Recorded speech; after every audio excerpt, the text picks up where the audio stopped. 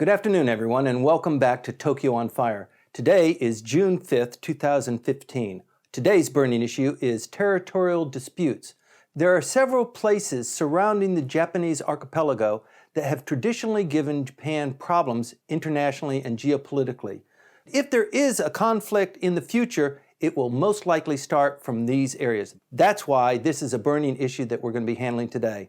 By the way, this is our 15th podcast. Our numbers, the hits on our site, have exceeded 6,000, and I want to say thank you very much for everybody who is watching and passing this along to your friends. You can participate in our discussion, obviously, by providing comments right into the box on YouTube, or you can send us your comments at comments@tokyoonfire.com. You can also participate using hashtag TokyoOnFire. Our podcast is also available on iTunes. Today I'm joined with my co-host, Michael Cucek. Michael Cucek is adjunct professor at Temple University. He is also adjunct professor at Sophia University, which is just about 500 yards away from here.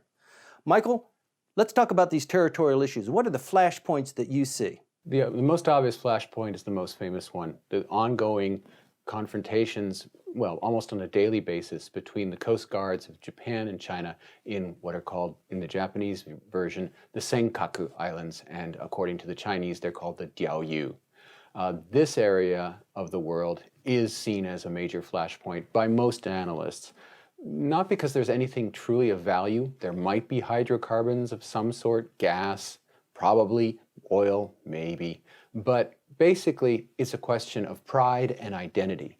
And both countries are deeply invested in either seizing the islands, in the Chinese case, or maintaining control over the islands in the Japanese. This has been going on for a long time. It's really started to reach a little bit more of a peak over the last 5 or 6 years. Isn't that true? Well, it's been over the last 5 or 6 years, it's hit several really crisis moments that luckily at every time that things got really dicey, both sides pulled back. Right now we're in sort of a lull. There's the number of Chinese vessels, both the vessels of the government, the Coast Guard, but also vessels that are private vessels that intrude inside the territorial waters areas around the Senkakus.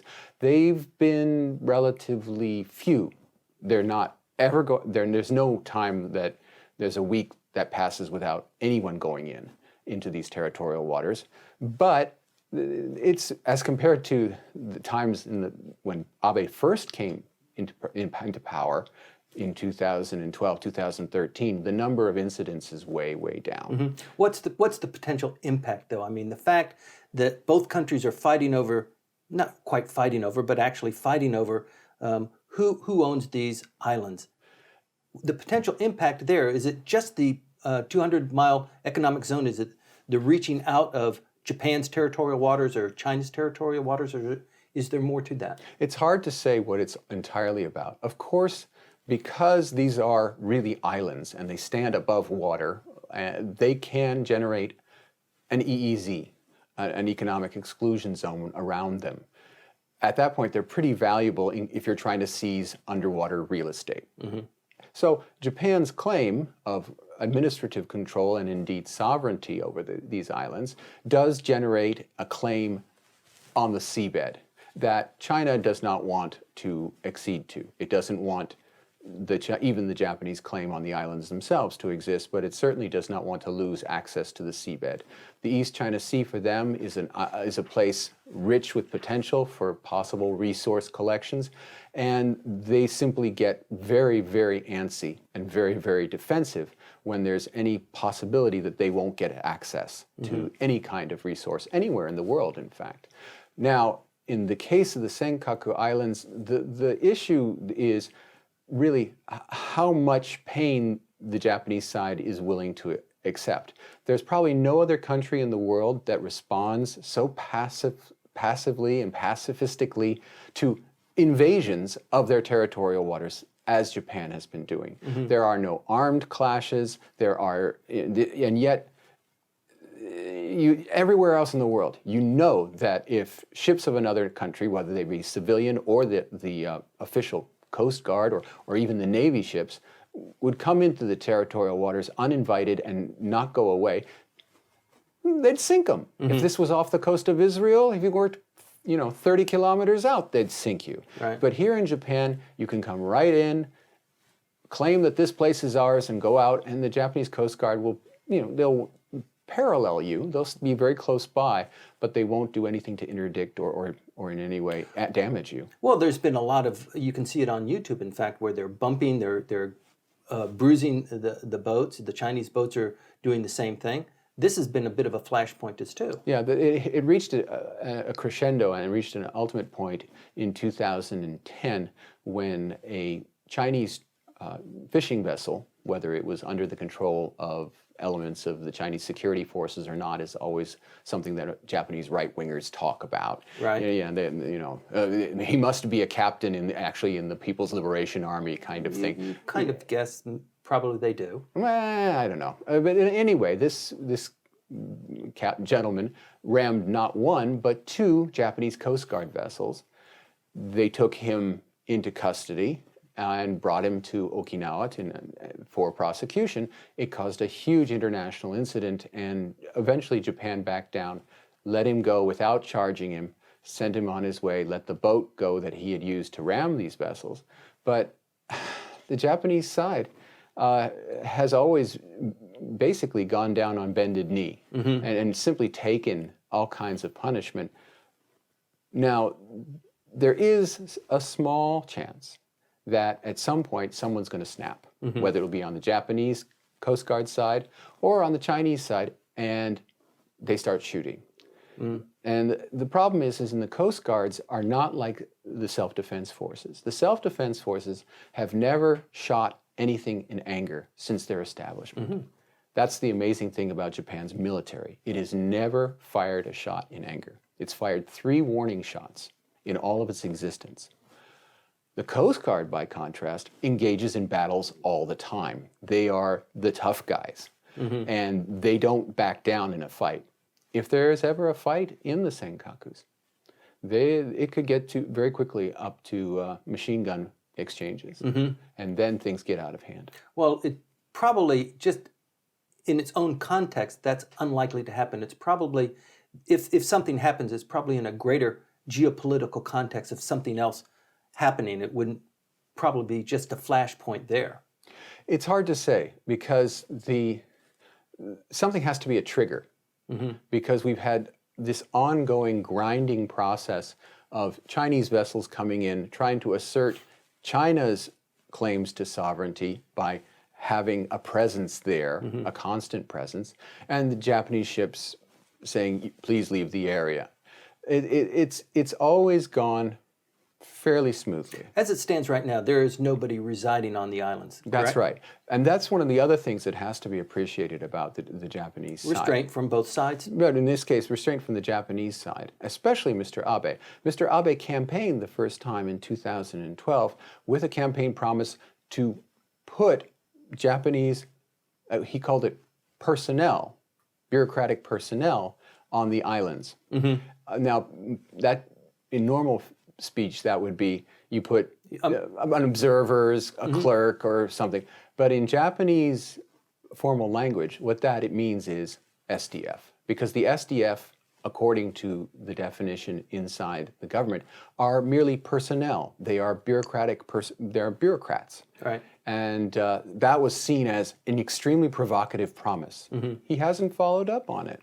Okay, well, that's not the only issue. That's probably the most likely flashpoint that we're talking about. But there are a lot of other issues. Not a lot. There are 3 in particular. There's the Senkaku Islands, there's the Takeshima Islands, and there's the Northern Territorial Islands. Plus, there are a lot of subsidiary things that are going on geopolitically as well. Yeah. In the case of of Takeshima, which is held currently by Korean police forces and is called Dokdo, that island, Japan maintains a claim to that island based on an annexation that it did of it in 1905 as a part of the annexation eventually of Korea. The full annexation of Korea did not come until 1910. However, the Japanese government's actual actions to try to recover that island from South Korean claims is basically on paper only. There's really not much that they do. Occasionally, they send a scientific survey ship in the area. It's immediately met by South Korean Coast Guard, and there's never anything close to what happens in the Senkakus, where people actually try to make landings on the islands. So that's pretty cool.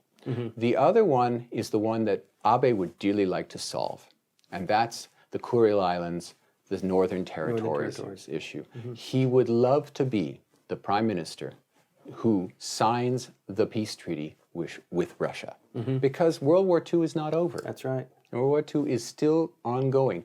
The two sides, even though they visit each other, they even send generals to each other's military bases and also the admirals to their various ships. The two sides are technically at war. Yes. And there's been no peace treaty because of Russia's occupation of what Japan says are its four northernmost islands. Well, the whole thing started at the end of World War II. The Soviet Union, with Russia at that point, and Japan had a non-aggression pact, and the Russians broke that pact, nicely timed, right after the first bomb dropped on Hiroshima. Right. Yes.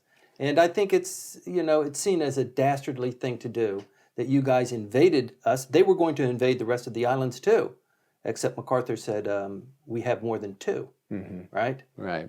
Well, the declaration of war was something that Stalin had promised Truman. And so it wasn't as if the United States could say, whoa, that's not the way this is supposed to work out. The Russians were always supposed to, at some point, come into the war in Japan. The decision was made for them when the atomic bomb was dropped on Hiroshima. They immediately went into invasion mode and invaded Manchuria and then the northern part of Korea. It was all very fast and caught millions of Japanese by surprise in those areas, and many of them, tens of thousands of them, were sent to prison camps in Siberia, where many tens of thousands of them died. So the Russian-Japan relationship is fraught and it's tragic, and the Japanese side really, really has no incentive to back off its claims for the four islands. That being said, Abe Shinzo would very dearly like to be the guy who puts the whole thing behind the two countries. Well, I guess Okinawa potentially fell into that category of disputed islands, disputed territories many, many years ago. That issue was resolved. The Northern Territories, I mean, they have almost a whole ministry devoted to the resolution of the Northern Territories issues. I think since the time that they were invaded, now there are no Japanese nationals still living on the Northern Territories. If they were Japanese culturally or they were born Japanese, they're not Japanese anymore. They've allowed some visa-less exchanges recently. Just last week, there was supposed to be a group from Japan that was allowed visa-free travel to the Northern Territories. That was cut at the last day. But the next week, there was a group from the Kuriil Islands, the Northern Territories, that did visit into northern Hokkaido. It's always been a question of whether they can go back and visit the family graves, whether they can go back to their own home sites. The idea of talking about things like reparations or being remunerated for their lost property, that's way down the line. But Prime Minister Abe, every year on February 7th, goes to the celebration of the Northern Territories Day. It's called Return of the Northern Territories National Committee. And he always gives a speech there and always promises that we're going to do something about your suffering, your loss of your homelands. It's very precisely worded, though. It doesn't say we're going to have all four islands back no matter what. It's a slightly weaker statement on the order of the basic plan of Japan is to get all four islands back, and we adhere to that basic plan, kind of a little fuzzy language, so that the 1956 gambit that the Soviet Union tossed out back when Okinawa was still being held by the United States, the Soviet Union said, you want to have a peace treaty? We'll give you two of the islands back, we keep two, we'll call it a deal, we'll call it a day. The United States pushed very hard on the government at the time to not accept that deal, and they didn't, and so Japan got nothing. But at the end of the day, you could say they got Okinawa as sort of a gift, Sure, on an accelerated basis, maybe much faster than they would have received it back from the United States if they had gone with the 1956 offer. I don't know if this is a fair question because neither of us are Russian, but given the dynamics, I'm wondering what the appetite is for the Russians to really play hard on the return of the Northern Territories to Japan, in opposition to the Japanese desire to have those 4 islands reunited with the nation. What do you think on that? What's your take? The thing is that it's always dependent upon the personal popularity and the personal pull of the president of Russia. Ever since the first meetings that discussed it between Yeltsin and then Prime Minister Obuchi over, okay, can we make some kind of deal? That happened in the late 90s. And prime ministers have gone to, mostly in Siberia sites, and Russian presidents have come to Japan on a fairly regular basis in order to see if there's some way to work things out. And Abe himself has met Putin at least 10 times. But Putin doesn't seem to be very interested in talking about the return of the Northern Territories. But at this point, Putin has 2 problems. He has a very low oil price, meaning that the Russian budget is completely out of whack because that's where most of Russia's money comes from in terms of its governmental revenues. And also, he's an international pariah because of the actions in Crimea and Ukraine. So he can't really push his weight around. Well, he can. What he can do is say, sometimes we give up territories too, and that's possibly turning on some of the people in the Gaimsho, in the foreign ministry here, and maybe even in his geostrategic thinking, Mr. Abe thinks the same kind of thing. Sure, there's always a tit for a tat, though, especially geopolitically. Yeah, and the thing is, the date of the Northern Territories Day is February 7th. And that date was chosen because it is the date of the original Russian-Japanese Treaty of Friendship in 1855. February 7th was the day. And in that treaty, those 4 islands are listed as Japanese. This is very different from the situation in the Senkakus or in Takeshima, where there was a military or annexation, or basically taking over either territories that had no authority over them, or the other country had some kind of residual authority, which Japan now denies. In the case of the Kurils, the Northern Territories, it's actually all laid out. And that is why the Japanese side is another reason why they're so adamant about it, because it's in the treaty, and they put the date on that, the celebration date on the date the treaty went into effect. Well, the differences are just astounding. I mean, it is huge. The islands are huge. They're very rich in timber and in fisheries. They're gorgeously beautiful. Active volcanoes. It's just a wilderness, actually, undeveloped. They've got several small Soviet towns there, but it is unexplored and undeveloped wilderness. Yeah, and one would think that if it had been returned to Japan sometimes, let's say in the 1970s, it'd be covered in golf courses now. So for the environmentalist in some of us, they would say, good thing that the Russians held on to it, and there's a certain truth to that. One of the things I'd like to talk about in our next segment are the military threats and the kind of geopolitical forces that are conspiring to make some of these issues really, really something that people need to watch out for. But before I get into that, I'd like to talk about the coral poaching.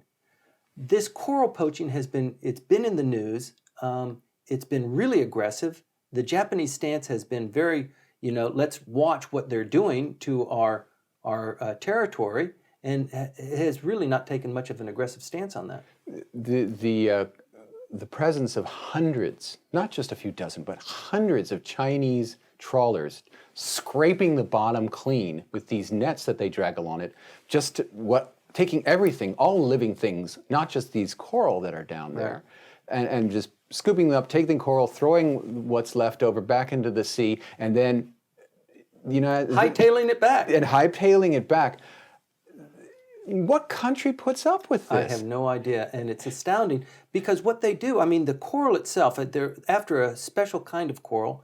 They apparently take it back to China. They rework it into jewelry and that sort of thing, necklaces, and it's very highly prized. But there are only a couple of places in the world where this coral grows, and they're there big time. They're big time, and the things take hundreds of years to grow. Then you just with one pass. Now, the Japanese side uses the same method, but it was under an extremely controlled fishery, and it was the fishermen who started pointing things out. There is a flip side to that, and that has to do with the Senkakus, is that so many Japanese Coast Guard vessels and Coast Guard planes and all kinds of assets are currently involved in patrolling that area, that other islands of Japan are being underserved. Okay. And that the buildup, Japan is in a serious buildup of the number of ships that it has in the Coast Guard, but it just has not been able to keep pace with the needs that have arisen. And they're running the Coast Guard really hard. And that's one of the ideas that Japanese right-wingers say, is that they're trying to grind our Coast Guard into the ground and drive them, absolutely to exhaustion, because they have so many assets to throw here at Japan. And the coral thieves were just part of that. I have a friend here who is kind of the ambassador in waiting from Somalia. He's waiting for the Somalian government to coalesce to actually ask him. The Japanese government has already been pretty much teed up. Somalia is probably one of the last countries to have an embassy in Japan. It does not now. It's actually just in the beginning stages of being recognized as a sovereign country. The capital city there is Mogadishu, and there are a lot of stories going on there. Not only the piracy, the movie with Tom Hanks. Captain Phillips. Captain Phillips, great movie. And when I first met this fellow, I talked about Captain Tom Phillips, and he says, yeah, well, let's not talk about that, right? But he mentions the same thing. We got into a conversation about the coral poaching in Japan. He said, you would not believe what the Chinese did to us. Yeah, and that's exactly right. The piracy story, according to most accounts, started from fishermen, Somali fishermen, trying to beat back Chinese fishing trawlers that had entered, because there's no state there. So Somalia, whether they have an economic zone or not, the Chinese will come in. So what? What are you going to do? Yeah, what are you going to do? And they did something. And then they found that holding people hostage and taking their ships was a big business. And it became a big business. And now they make hundreds of millions of dollars seizing ships all the time, not necessarily Chinese ones. But many people say that the instigators were people just like the people coming for coral here. How about that? Because what he told me was they just pillaged the seafloor. And as a result of that, the fishing died down, the number of fish stock plummeted, and they have to figure out some other way to feed their people. And they found that, hijacking boats was pretty good. And they really don't have any alternative, because indeed the fishery's destroyed. They're an absolute menace throughout the world. If you look at images from the International Space Station or from satellites, and you look at the East China Sea, which is divided between Japanese and Chinese zones, the East China Sea is a sea of light, literally, of all these squid vessels with their high arc lamps. Okay, they use the lights and they attract the squids from the depths. Right. It's like a city. It is equivalent in brightness to a Tokyo or to an Osaka. And then there's just this line where the line of control is, and then it's blackness on the Japanese side, because the Japanese aren't into plundering, but the line is absolutely visible from space, because the Chinese side is so denuded of fish. The only place that fish exist are ones that wander over from the Japanese side, and by mistake, and then immediately into the Chinese nets. It's freakish how much they are strip mining the world. Oh no, I mean, there was a report about the depletion of fish stocks globally, and that it's reached a collapsing point, that the graph is just going to tumble down. It's going to take thousands of years for the replenishment of any kind of edible fish to resurrect themselves. And then when someone says to you, "Oh, there's always going to be other fish in the sea," you say, "No, no, not the way that they fish nowadays. It's too efficient. It's too efficient, and there are too many of them, and that's been a problem. Now, in terms of the territoriality issue, Japan is also getting involved in the South China Sea. The United States, whether it's with collusion with the Ministry of Defense or not, has been pushing hard to have Japan take part in actions there where that becomes a big flashpoint. Okay, where the Japanese might get involved in the multiplayer game between China, the Philippines, Indonesia, Malaysia, and Brunei, all of these countries with claims on the South China Sea, and then the United States Navy as well. Well, that's the big deal, isn't it? We've talked about this before. Collective self-defense means collective self-defense with our allies. We will protect you if you are under attack. If you are under attack and that attack has any bearing on the survivability of Japan, we will assist you. And then we had the CNN crew going in one of these observation planes, U.S. observation planes, and recording the Chinese warning the plane to leave the area based on this claim that they have on the sea. The U.S. will be engaging in provocative behavior, and Japan will be dragged along. They will be called and in. that is affecting the debate in the Diet currently over the collective self-defense legislation that's up. Everything that's going on. And look who came this week, the president of the Philippines. Full state visit, got to eat dinner with the emperor. It's the top of the agenda. And Japan-Philippine relations are skyrocketing. They're really going well, and they just had the defense conclave in the Philippines this last week. And in Singapore, the Shangri-La Dialogue, again, where Japan made a great number of promises through Minister Nakatani. Nakatani's got his own challenges, though, doesn't he? Yeah, it's been a very brutal and ugly little game that's been going on. The opposition has been very organized and very careful about the language that it uses. It's not been, oh, the sky is falling, we're going to be sucked into a war. No, they very calmly work through the legislation and get the Minister of Defense and the Prime Minister saying two different things, and then he's asking the other, what did the other guy mean when he said blah, blah, blah? Right. And it's not been pretty. This is a bit of a diversion, but in the Diet hearings, there was an opposition member who there's a certain amount of time that the question can be asked and the answer must be given.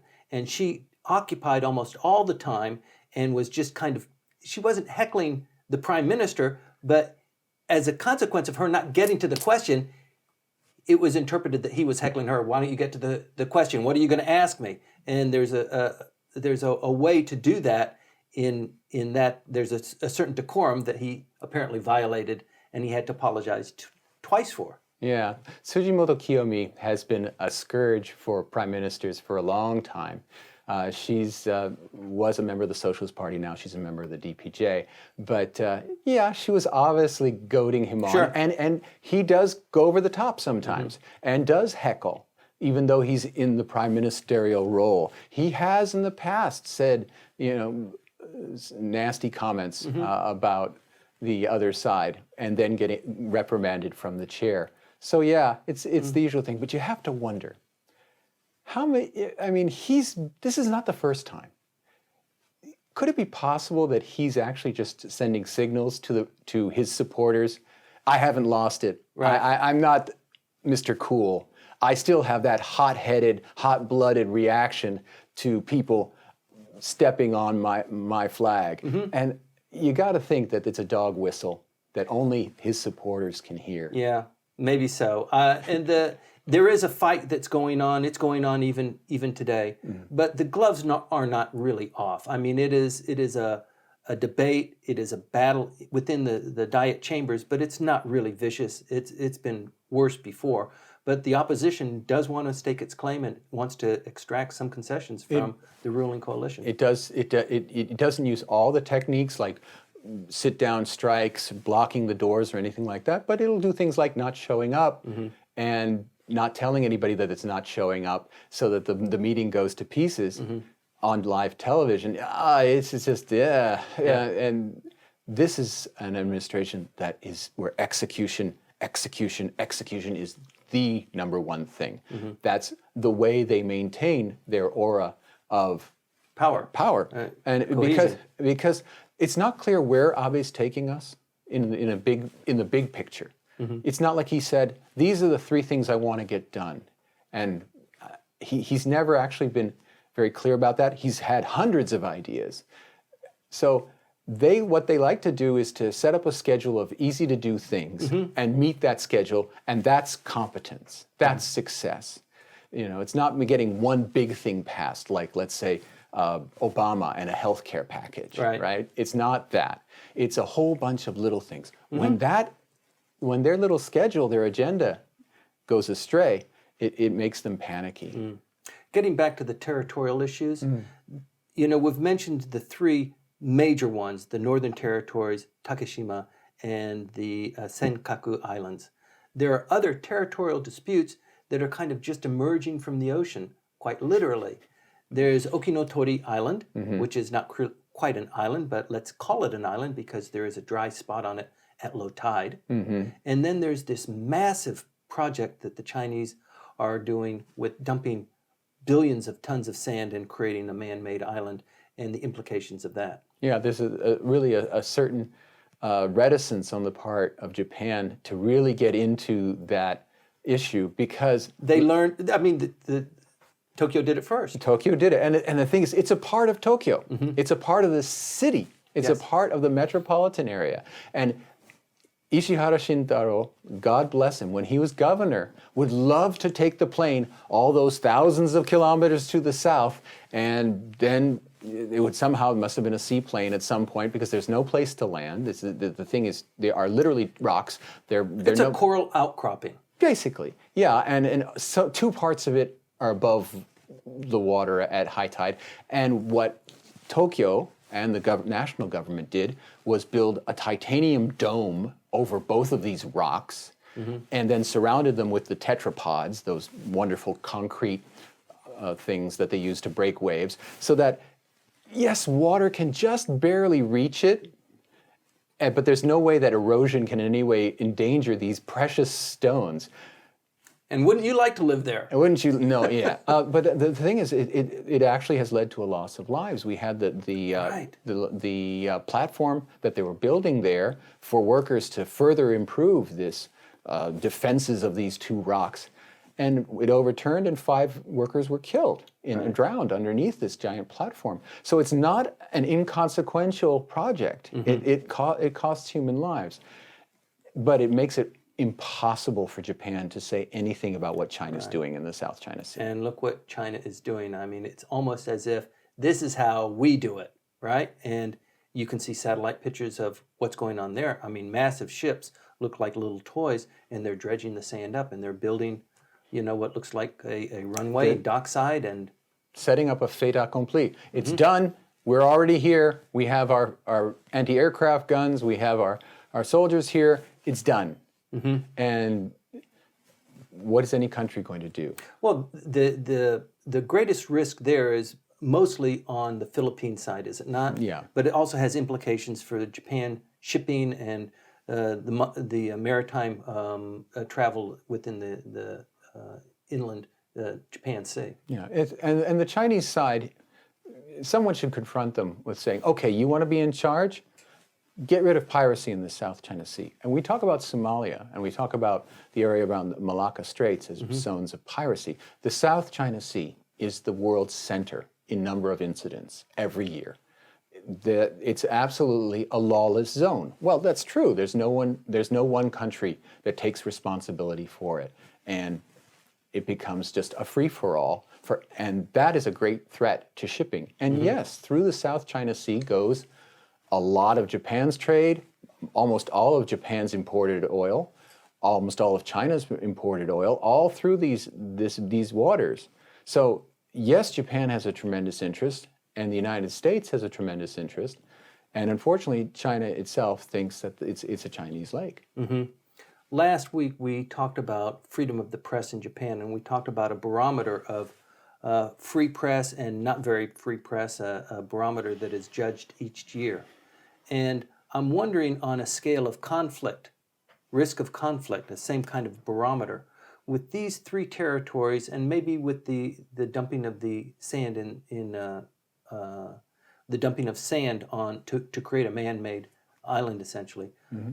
What the barometer is right now for any of these to be a real flashpoint. I don't know about the situation in Takeshima or the Kurils. I can say about the Senkakus, however, that a lot of it's for show. A lot of it is for both sides to claim, in the Japanese side, that it's claiming to defend the territories, the inherent territories of Japan. Right. Which makes it equivalent, that the Senkakus are the equivalent of Honshu, right? The inherent territories of Japan. Which is what the Prime Minister claims. Whereas the Chinese side, for its political needs, claims that it's going to liberate these from Japanese occupation. You have to get a sense that a lot of it is for domestic purposes and domestic audiences to consume. That's not probably the case in the South China Sea, where actual construction is going on. There's nothing happening on the Senkakus. Nobody's there. Right. The only time that the Japanese side even lands there is to do checks on the lighthouse that's required by international shipping law. And they have taken on responsibility for that. And even those things, China protests, even though it's required under the International Maritime Organization's rules. This is completely different from what's going on in the South China Sea. And there, with the only thing that really prevents the Philippines from taking on China is the fact that its military is minor, its ships are smaller and fewer. It's a power game. But at some point, somebody might snap. Wasn't there some agreement that was made between the Philippines and the Japanese self-defense forces on doing some joint training? The last week they were in town. The president was in town. I think that there was some discussions made about that. Yeah, and certainly Japan sells its old Coast Guard vessels to the Philippines to upgrade its abilities to control and defend its own seas. And that's going to be an ongoing thing. There's certainly a lot of training that's done by Japanese Coast Guard of Philippine Coast Guard. So it's a dicey situation. But the Philippines and Japan are both democratic countries. They're both countries with a lot of potential for each other. Philippines has a huge youthful population, which can be of tremendous help economically for Japan with its very old population. And certainly there are already Filipino nurses who are trying to work here in Japan, but there's probably going to be a lot more Filipinos moving into Japan and living here as a part of maintaining the country's labor force. And if there's a security side to it, it's what makes it all the sweeter, a relationship. Sure. Well, you can't deny that there's got to be a larger context of this. I mean, the Prime Minister is pushing hard for a revision of the Japanese Constitution to embody collective self-defense. Actually, he'd like to take it a little bit farther, but let's just start with collective self-defense. And that would involve South Korea, the Philippines, maybe Singapore, Malaysia, some of the other allies that are in the South Pacific. Certainly the United States would love it if South Korea and Japan could get on the same page. And if South Korean forces if they were under attack, that Japanese forces could go to their aid. That's something the United States would love to set up. And no person who knows the politics of this area would ever think possible. But stranger things have happened. Well, I think everybody knows that if there is a conflict, the United States will be right there. I mean, that will probably, the flash will be caused because of the United States did something or somebody did something to the United States, not to Japan. It would probably be, the big brother in the neighborhood who is flying too close to a Soviet ship or who is overseeing the construction of a man-made island, something like that, because some of those incidents are being reported even now. The thing is it could be a purely Japanese thing that gets Japan going. We know that Japan's jets have been scrambling at a much higher rate, both in terms of intrusions in the airspace coming from the Chinese, but also from the Russians, who for a long time after the end of the Cold War sort of backed off on that kind of provocative flying of bombers or fighters near near the Japanese air defense zone. That's gone up tempo, way, way up. And that's another avenue that can get a war started. And that's a flashpoint, not so much as a territorial issue, but in terms of, Japan has an ADIZ, China now has one over the East China Sea, and they overlap. So there is struggle there and up in the skies that's going on all the time. I don't know about you. I think the underlying goal here is exactly that, the expansion of the exclusive economic zone for mining the sea, for pumping out oil or nitrate or methane hydrates. Methane hydrates. Yeah, right. That always makes it easier when the Ministry of Industry, Economics, Trade, and Industry can join hands with the Defense Ministry saying, we've got to do this.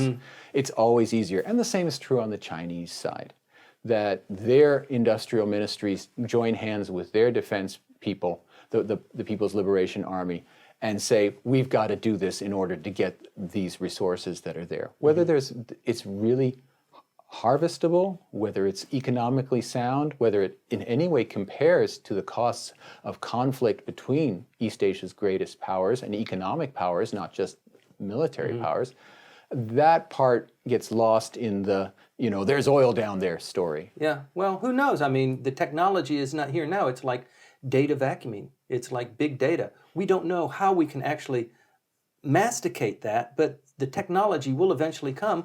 If you have a big enough data set, probably something will be able to be generated from that. If we want to be more positive and be less pessimistic, we have to say that Xi Jinping seems to be clearly in charge of China. There's no struggle at the top. Anyone who seems to be going against him is being charged with corruption and driven out, and all of that person's faction and followers is being driven out. So that Xi is finally in a really stable position and really in charge. That means that there is less of a need to rally the country around him or take the focus away from the fighting that goes on inside the halls of Beijing's power brokers. Instead, let's go, mess around with the Japanese. That's not there. And the same holds true in terms of Abe. Abe can be on a much slower pace. He doesn't have to put personnel on the Senkakus right now because he's going to be in office a long time. So a lot of the really provocative stuff that could be happening is probably been put on the back burner because both of those leaders have established themselves. And Abe and Xi are in for the long term. And at that point, the domestic pressures to force an issue are much less. Abe himself, he's not going to Yasukuni. He's not rallying the troops that way.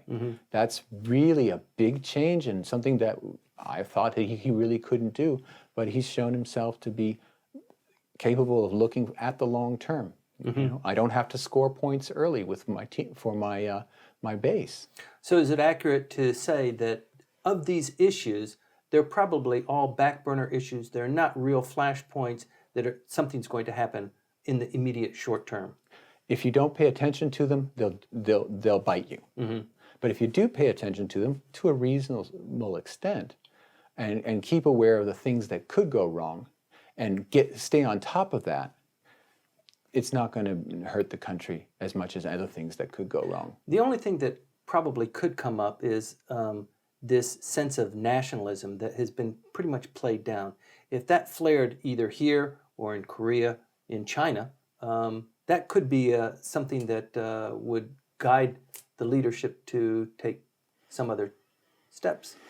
It's hard to say because it's hard always to know in the case of, especially of China, with its so-called 50-cent army of bloggers who post provocative things about other countries like the United States and Japan for a small fee that eventually has to be paid out of taxpayer money. That to what extent the government is really behind everything. And the same is true in Russia, with its netizens are similarly defensive and crude. When the government says back off, will it back off? And I think there are incentives that are really strong on both sides, on all the sides, everywhere, to back off. Well, that's not the case, however, with South Korea, because it's a democracy. And there, the people who are virulent about not giving Japan an inch, whether it has to do with territorial issues like Takeshima, or things such as the comfort women, their version of the comfort women story, that looks to me not a flashpoint, but looks something that just can't be solved. Okay, well, with that comment, I'd like to draw today's discussion to a close. You've been watching Tokyo on Fire. Our burning issue today has been territorial disputes. If you'd like to participate in the conversation, please post your comments directly into YouTube in the comment box, or you can reach us at comments@tokyoonfire.com. We are also available on Twitter at #TokyoOnFire. In addition, this podcast is downloadable on iTunes. Please join in the conversation, stay tuned, and look forward to seeing you next week.